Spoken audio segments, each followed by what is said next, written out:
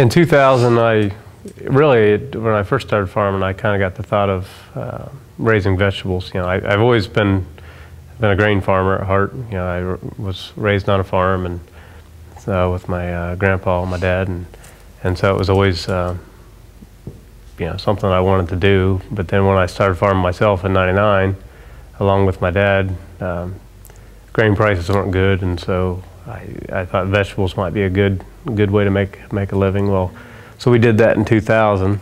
We raised sweet corn, and that it wasn't a good good market at all for us. So we learned from there, and then we started raising other vegetables, and that was an even worse experience. We just didn't have a good market for anything. You know, we raised good crops, and we had a nice looking display, but we didn't have anybody coming to buy our produce, and so we were just going to be done. We thought, well, that dream's going to die. But then he worked so hard all spring and summer, and then it's like you're just overflowing with vegetables, and you're like, okay, now what are we going to do with this stuff? Yeah. So then we have a friend who's a chiropractor here in Circleville.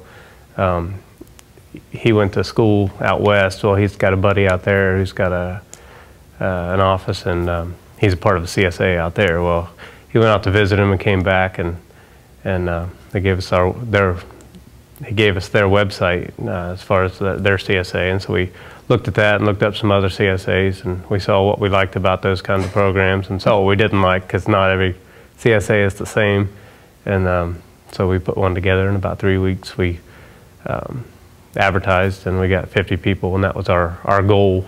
Yeah, we said if we had 50 people, we'd start one, and we got 49. So.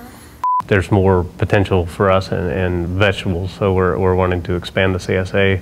So we're starting our harvest in mid-May compared to normally and that's what people have been asking mid-June. for. They really ask for the spring crops too, the lettuces and spinach, and so.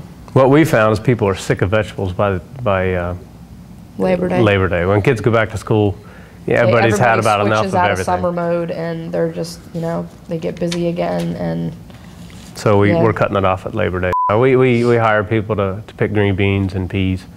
Okay. And to deliver the vegetables. Yeah.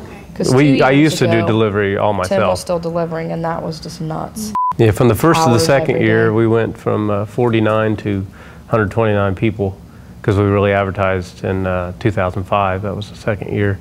But with that, we didn't change a lot of our methods as far as delivery, and well, it wasn't uncommon. I was out till 10 o'clock at night delivering. Well, nobody wants to have vegetables showing up at their door at 10 o'clock at night. And so we didn't get a lot of those, that particular day, we didn't get a lot of those people back the following year, which I totally understand, because that was some of our growing pains. You know, we learned the hard way.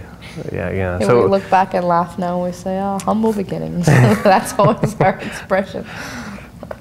The huge growth is coming in Columbus. You know, that's the biggest market for us. I mean, we thought last year, well, I forget, was This Week papers? Tim was working on an ad with somebody, and one of the guys in that office wanted to know if we would go to Dublin, and then there's me saying, are you nuts? We're not going. So I immediately said, yeah, we'll go to Dublin. So he says yes, and I'm thinking that's just, well, no way, we can't afford to drive clear up there. So we're like, well, if we're going for him, let's go ahead and advertise up there. And he ended up not even joining, but we got like 22 families in Dublin, and that was like a huge market for us, and it's even growing up there this year. So it's definitely up there is where we're getting our growth. So. Yeah, all around, Gahanna and Grove City's we're getting new interest in Westerville this year, and a big group of people signed up yesterday all together out of Westerville. So the big growth is really coming from up north.